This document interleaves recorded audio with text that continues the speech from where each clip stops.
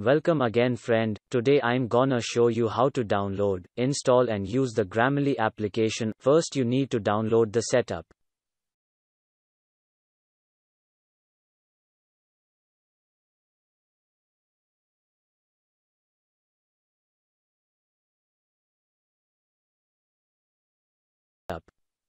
Conveniently accessible through a Windows application.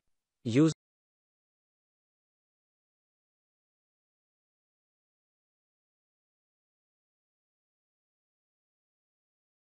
the Google account or Facebook account to sign in.